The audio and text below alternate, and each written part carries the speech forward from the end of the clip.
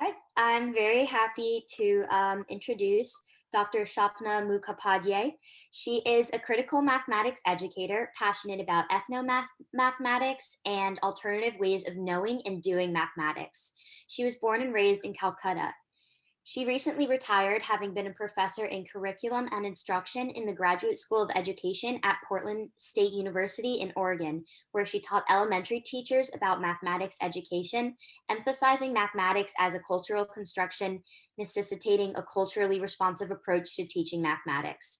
She also taught classes on qualitative methods for the doctoral program.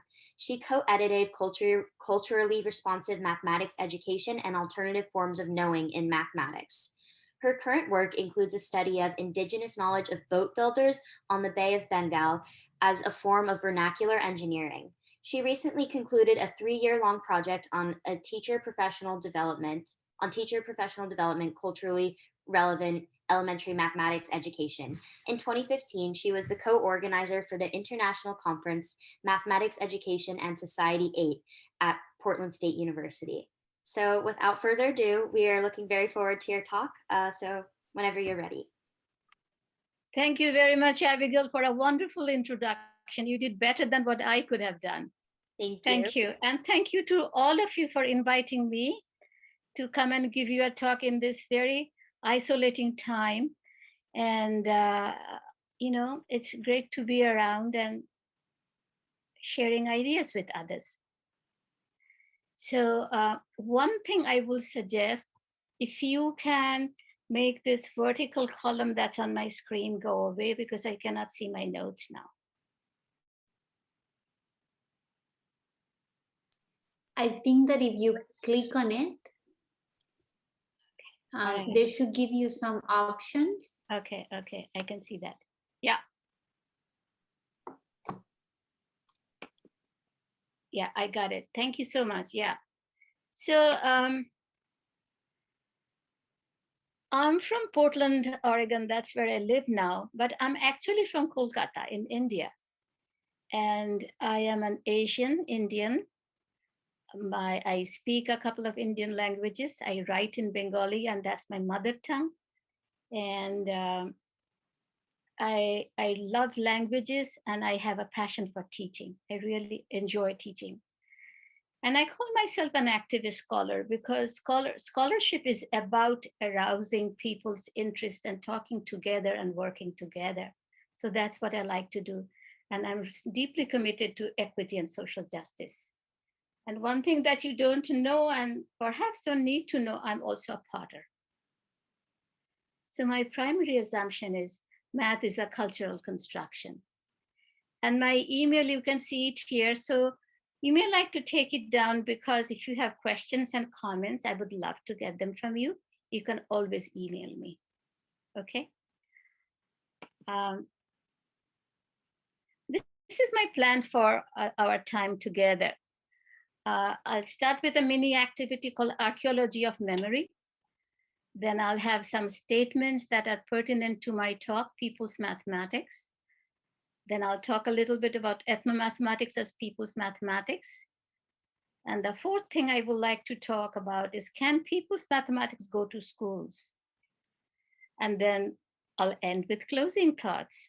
And then it's a Q&A, right? I hope I'm not talking too fast. Somehow let me know if I'm talking very fast, because then it will be difficult to gauge what I'm talking about. Let me make this a little bit bigger so that I can see at least some of you.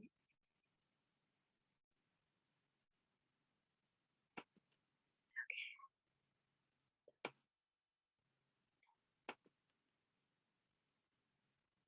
Give me a second. Okay.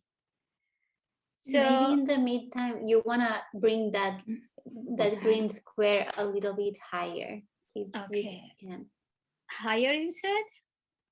Yeah, like just a tiny bit. Okay, is it better?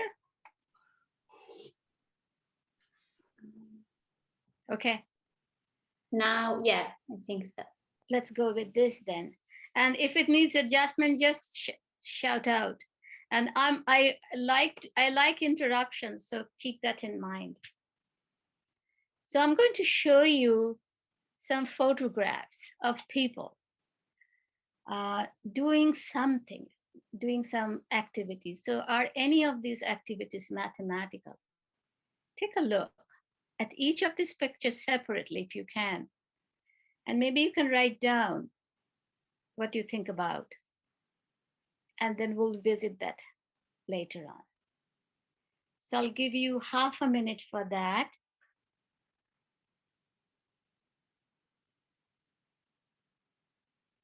First, think about, are these familiar activities?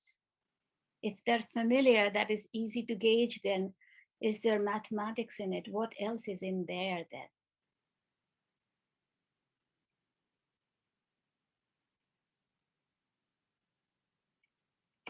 Okay.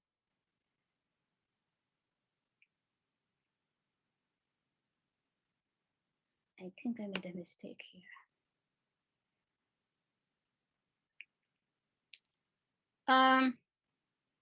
Let's look at our archaeology of what I call archaeology of memory, our earliest memory of mathematics. And if this was a non-Zoom situation, we could have done it more interactively, but here we'll do what we can do. So there are 3 questions going back to your time as early as you can in your grade school. What's your earliest memory of learning mathematics? What do you remember? What was the learning? Was the learning at school, within the school, or was it outside the school? And why do you remember it? So 3 questions, 3 probes. What do you remember? Where was it? Was it inside the school or outside? And why do you remember it?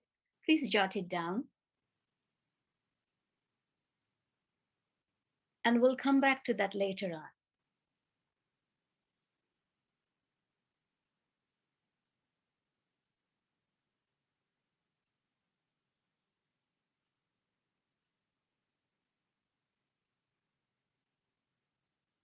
I don't think this clock is working. As you're jotting down your own memories, see if you can connect your memories to the pictures that we saw earlier. The people doing something, were they doing mathematical? I asked you that question.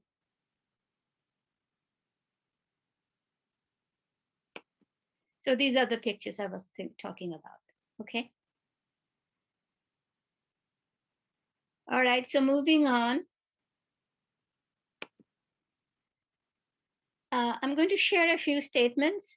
And my first statement is, people create mathematics, or mathematics is a human activity. Sometimes I will qualify these by giving examples, or I might keep the examples for later on.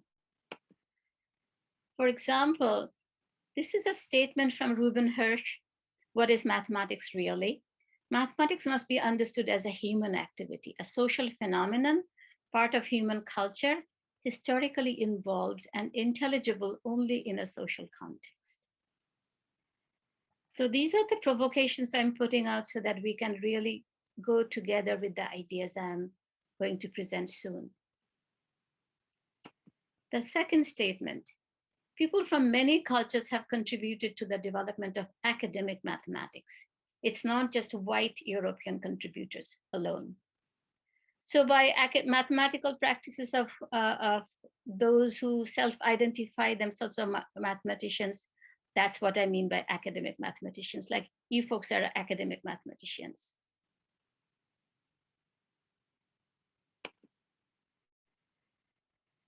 So let's look at this. Whose triangle?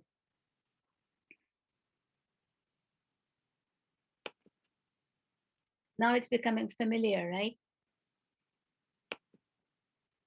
Halayudha in 10th century in India first wrote about it.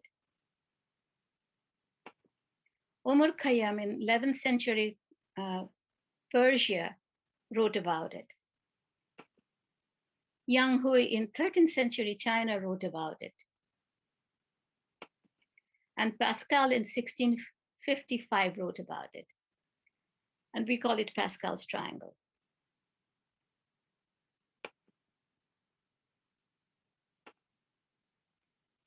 Here is another set of examples.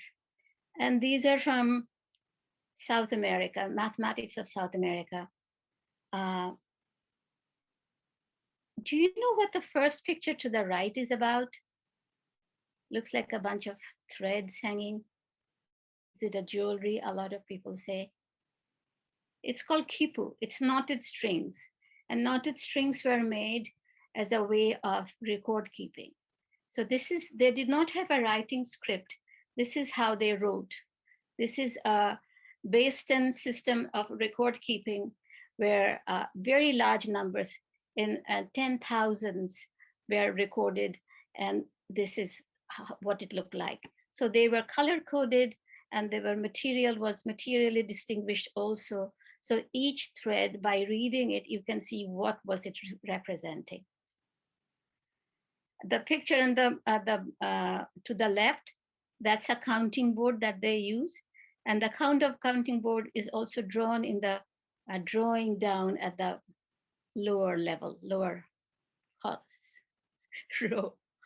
And it's a drawing by a Quechua person, an Inca person who wrote it, a very definitive book for the King of Spain, telling him what was life there like.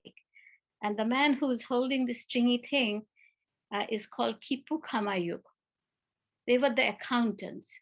They were the ones who kept these knotted string records. And most probably he's presenting to the king here some kind of report. It's a report of a granary, a report of a number of people that were participated in a war or something like that. My statement 3 is globally people engage in a diversity of non-academic mathematical practices.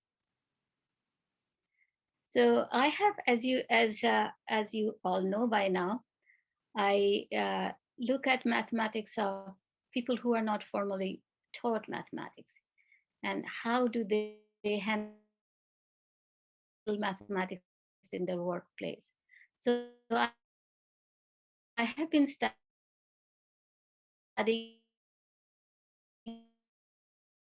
boat builders who make big boats for deep sea fishing. These are 60 feet at a time. And these men who are building it, and many of them are. I'm back at the statement 3. Globally, people engage in a diversity of non-academic mathematical practices. So as I was telling a little bit, I have been studying these boat builders who make deep sea fishing boats, which are 60 feet long, just to give you a size of it. And then they go to very rough sea for about 10 days. And they have not been, they cannot, many of them cannot read or write, really, barely can read maybe. So they have not been educated.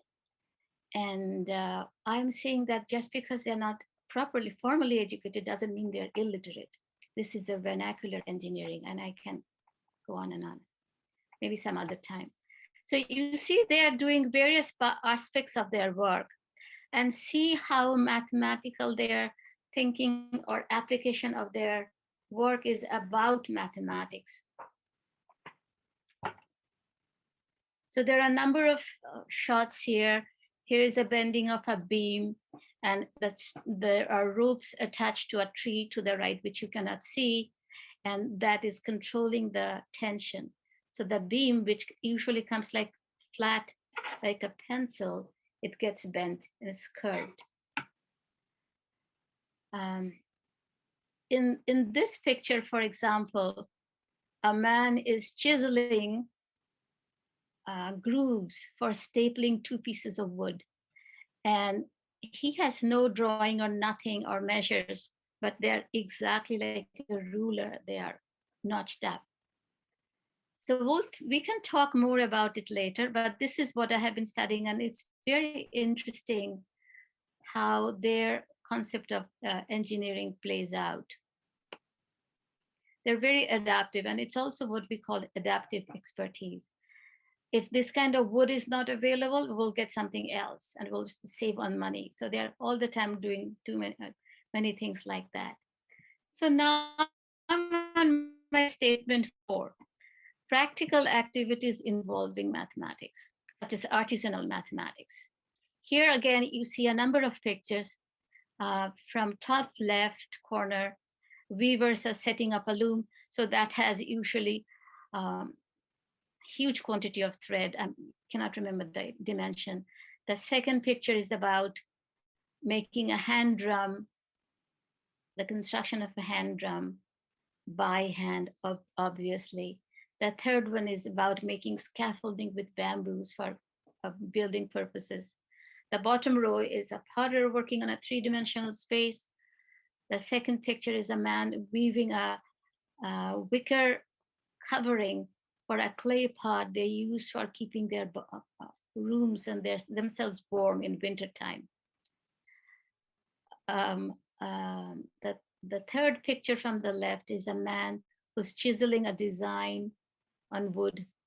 He has a pencil on his ear, but he doesn't use it. And the last picture to the right is a woman potter designing. So I'm calling them artisanal mathematics. These are practical activities involving mathematics. Now, there are more than just that, what I showed. There are navigational mathematics. There's mathematics of divination, mathematics of water management, folk cultural ways of managing land, land measurement, and things like that, and record keeping for all of that. So this is a picture of, this is a very interesting picture. It's called a stick chart.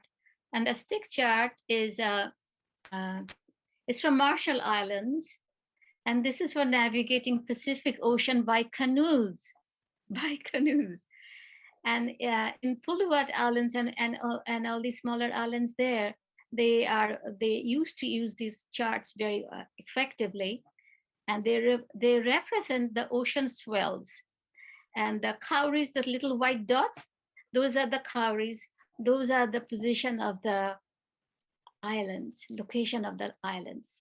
So this is called by many scholars an example of early cartography. Without paper and pencil, without paper and pen, without parchment and writing equipment, how was maps created? And these are all complex ideas. So we can talk more later. I'm at my statement 5. It's actually a bridging statement that mathematics and mathematics education are political. And by that, I'm going to use a statement by Paulo Freire. He was a Brazilian philosopher. Many of you may have heard his name. He wrote a book called Pedagogy of the Oppressed. He was instrumental in educating the adult workers, farm workers in particular. So Paulo Freire said the intellectual activity of those without power is always characterized as non-intellectual. Like the work I showed you earlier about the carpenters building those boats, the boat makers, they're not getting much of any respect and recognition from the engineers who are educated. So that's that too. So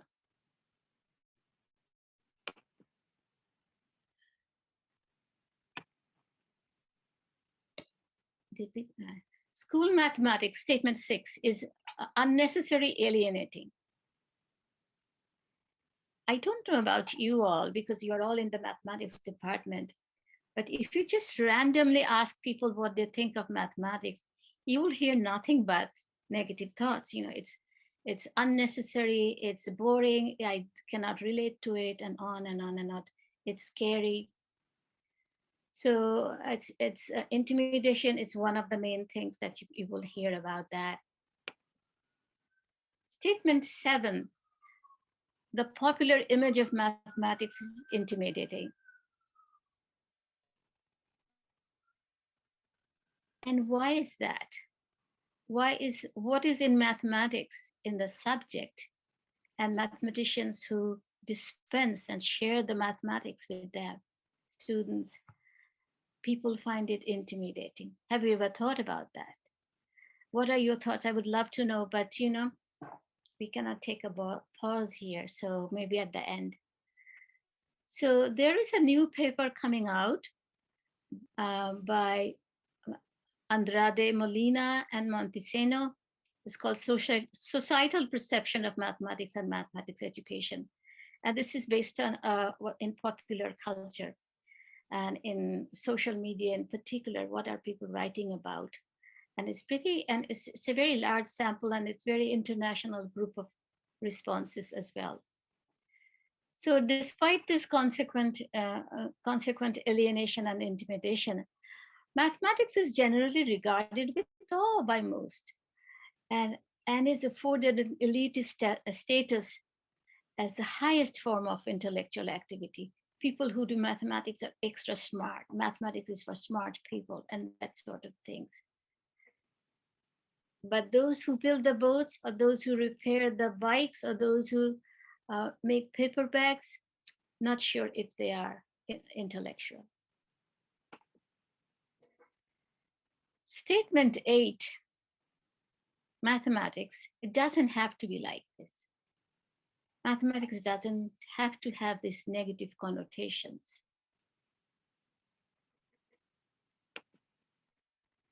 So this is my entry to talk about ethnomathematics. And ethnomathematics is my way of talking about people's mathematics. And Ubiratan D'Ambrosio, whose picture you see to the right, is a Brazilian scholar.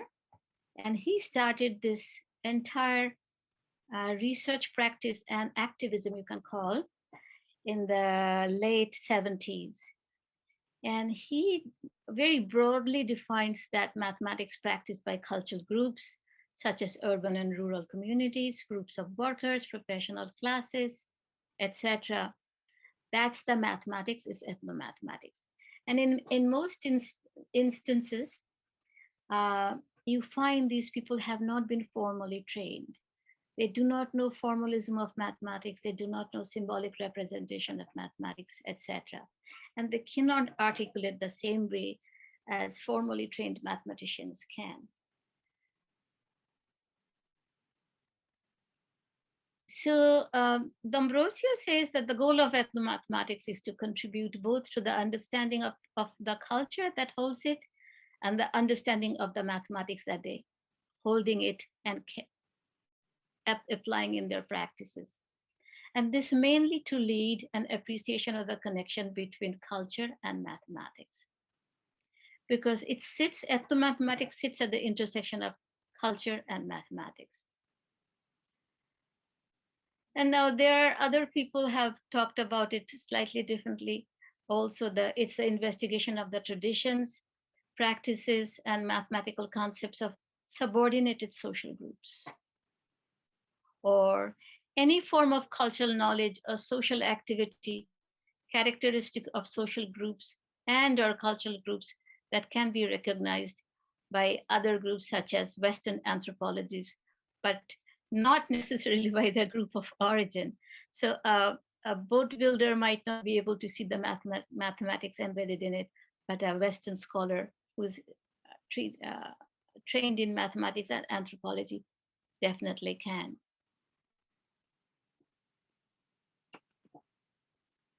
There are two types of ethnomathematics, two aspects, not two types, I'm sorry. Two types completely changes the course then. Two aspects, what are the aspects? One is acknowledging the non-academic mathematical practices. I showed you a lot of pictures of that. Those are the non-academic mathematical practices. And can we include them? Can we call them mathematics?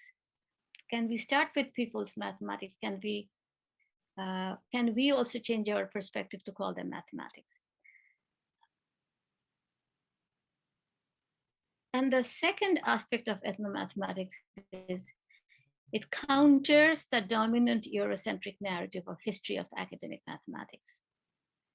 And this countering is very important. When we talk about history of mathematics, I showed you the example of Pascal's triangle. So many people from different parts of the world in different time, irrespective of each other, did the work. But why don't we acknowledge that? That's a problem by itself. By acknowledging everybody's contribution, we are making the field richer.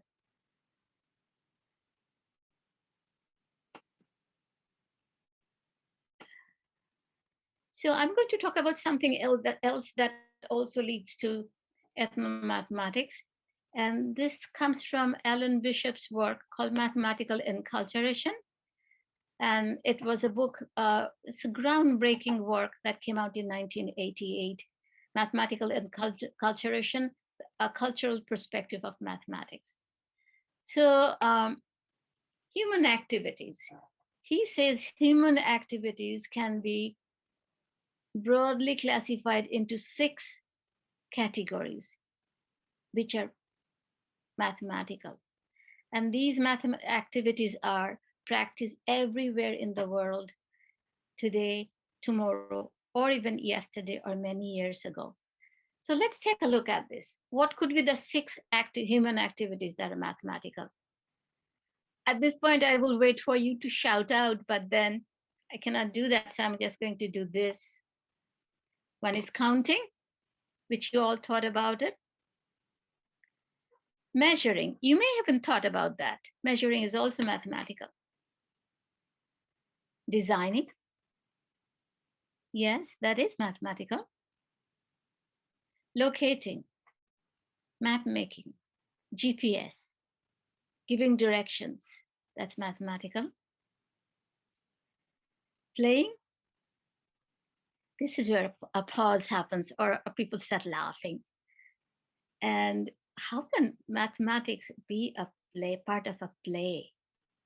And this is also something to think about. And the last one is an obvious one, explaining. So these are the 6 things we do, more or less. Think about it for a quick second. What have you done today that falls in these categories? And if you had played a game, please acknowledge that. You will find even with people who are not thinking about these things, if you ask them that what are the things, have you done anything all day in your busy day that includes one or more of these others, you'll find a very wide response to that. So this is what I call curriculum of life. In our lives, we do this. At the same time, this can serve as a very good place for curriculum design at any level, definitely for young children. So think about that. I'm looking at my time and I'm going to rush myself a little. And I'm going to take one of the aspects from these 6 characteristics and take designing, which is what I find very intriguing to look at for mathematical analysis or cultural analysis as well. So we'll be focusing on designing. And I'm going to start with a quote by Franz Boas. He was a very well-known anthropologist, father of American anthropology. He was a physicist to begin with, and he said, among many things, no people, however hard their lives may be, spend all their time, all their energies in the acquisition of food and shelter. Even the poorest tribes have produced work that gives them aesthetic pleasure. They devote much of their energy to the creation of works of beauty. No matter how diverse their ideals may be, the general character of the enjoyment of beauty is the same order everywhere. Do you doodle? That's what you do when you are thinking.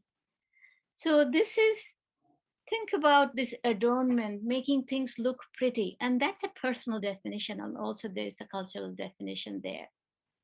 What role does mathematics play there? And I'm going to walk you through some examples. This is a picture of Pojagi from South Korea. I hope somebody from in the group can identify it. It's like a quilting, which is present in many different cultures. And it's a pieces of fabric pieced together, but look at the way they're tessellated. And these fabrics were used for as a packaging in the time of when they did not have paper bag and plastic bags, when you carry things, so it was a wrapping cloth. So there are two examples here. One is an old one and one is a new one. My second example is from India. It's called kolam. It's a floor painting that's done regularly in the morning to welcome the day. Is a part of the philosophical or it's a spiritual practice. And those dots are the lines, the curves are, it's a closed curves you will see, and they are on a dotted grid space, and they are done by powder rice. So very quickly she's picking up from that plastic bowl rice and drawing it quickly. And these are not permanent, so these change every day. And in fact, that's the beauty of it, that they change every day. And women have a huge repertoire of these column patterns. I don't know if you can take down the YouTube. There are plenty of YouTubes to watch in terms of how column is made. So these examples, they look like the column designs in a way. They're from Angola, Congo, from Zambia. It's a game and it's a storytelling actually. Storytelling using same kind of grid. Grids are made by finger, and you can also take a look at the YouTube and watch it. And the storytelling is a part of cultural traditions, and it's also part of orality, is a literacy. So these stories are conveyed in a mathematical platform that the people have in the culture.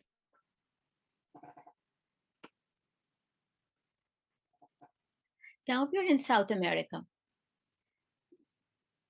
Shipibo Conibo tribes from Peru.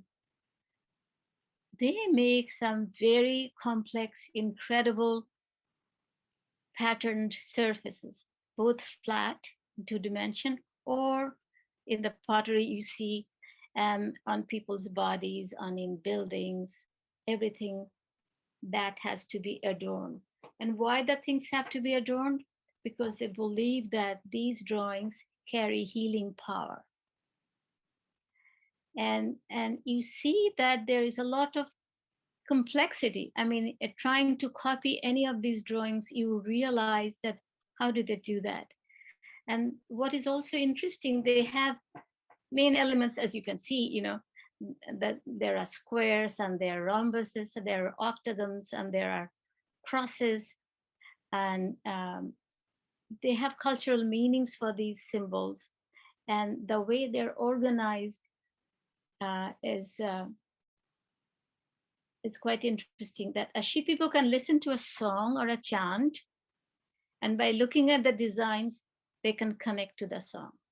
So in other words, the music carries these designs and the designs carry the music. They can put their fingers around the periphery or the edge of the design and sing the song. It's very complex, and these people were very isolated, so they're still there. And as a part of healing, they feel it's very important to do that. So they wear these clothes, they wear these, use the potteries. So this is another way of being healed all the time. Okay, now we are in the States again. Oh, this is the first time we are there, I see. This is in Alaska, in Juneau area. This is a group, Native American group called Tlingit. And they make incredibly beautiful and extremely sophisticated, technically sophisticated baskets that were watertight. Before the contact, those baskets were their cooking vessels. They did not have metal. So they would fill up a basket with water and put hot stones in it, which will heat up the water, and then this is how they cooked food. So here are some examples. The little teapot to the left, bottom left, that is not a traditional. This shows the innovation. The people who could weave things like that, they also would make something new. So that is another very how should I say? I don't want to use the word clever because it sort of weakens that. It's an aspect of their high intelligence. These baskets were made with the stripping spruce roots, and the designs were always woven onto them. So, okay, I have to finish. This is another example from North American Indians. It's called Plains Indians. They make parfish bags. These are rawhide containers. They are like envelope bags or folded up, the grocery store bags. They could be opened up as three-dimensional pieces, and they're always adorned. So quickly, this is a rawhide box at the corner, right corner. And how to make it, if you can, this is Franz Boas, who I talked about. You can follow these directions, which he copied from the way the people were making, and you can make your own. So this is another example from the Mimbers pottery from Southwest. Mimbers people have been gone extinct. Their pottery is extremely complex mathematically in terms of rotational symmetry. So I have a few pieces here. So in this very short time, hold on. I shared some examples of people's mathematics, and it wants to go, so I will go. So my question is, I'm looking at the time, I'm hurrying now. What if school mathematics were taught as a social discipline embedded in historical, cultural, social, and political, that is human context? And what if the balance of school mathematics was shifted to criteria of relevance, usefulness, creativity, interest, critical disposition, and sense of agency, so that a person who weaves a basket also sees, yes, me and my people, they are doing something very high level thinking, mathematical thinking.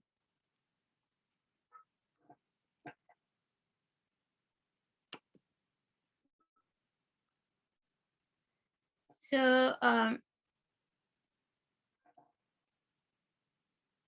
I spoke a little bit, and I kept it for the end, that many people, if you just take a random survey of people's attitude towards mathematics, you will see that they're completely alienated.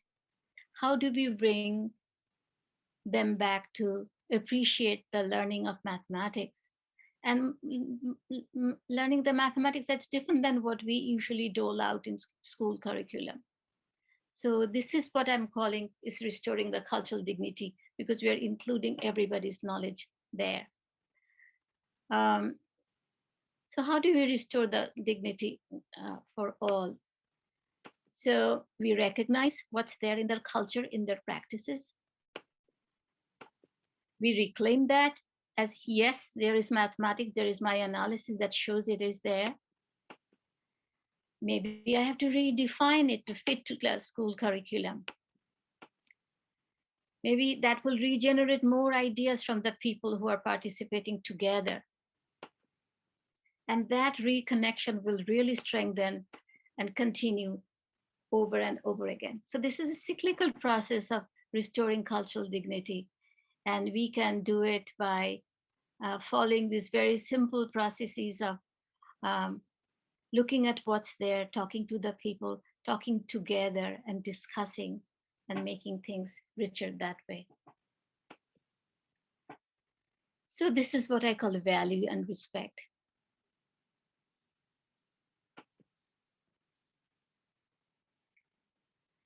So pedagogical aspects, how do we take it to school? I had asked that question, how do we take it to school? So pedagogical aspects to consider, there is something called culturally relevant pedagogy, started by Gloria Ladson-Billings, culturally responsive pedagogy, started by Geneva Gay, culturally sustaining pedagogy, started by Django Paris and Alim, So these are the main features, and I'm trying to distill all their thoughts into here, that the the first and foremost things, they are all saying that community languages, practices, and ways of being have to be valorized and centered in school practices. We cannot put them outside the door, or we cannot bring them as an add-on and only do it once in a while, like rainy day mathematics. Curriculum that connects to cultural and linguistic histories. So looking at what people do in their cultural context and what they have done in earlier times. What's their language?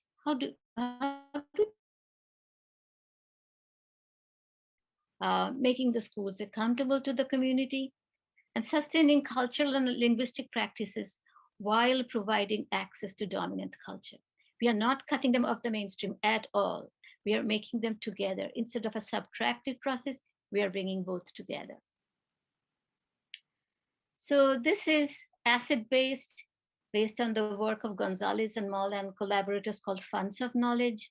Chris Gutierrez and her colleagues' work called Third Space, Cultural Modeling, Carol Lee's work, etc., etc. There's a lot of work happening all over, and there are more work actually happening in Latin America, parts of Africa, among the indigenous communities. And it is actually really revitalizes and giving us a lot of hope in terms of educating the young for the future. So again, I'm coming to the end of my talk because I'm looking at the time, and I'm ending with pictures of where my work is, my current work is. The bottom picture is the boat that's almost done. It's ready to go. It's getting its finishing touch. And when it goes in the ocean to the river that takes it to the ocean, that's what it looks like, which is the top picture. Thank you very much. Thank you so much for your wonderful talk.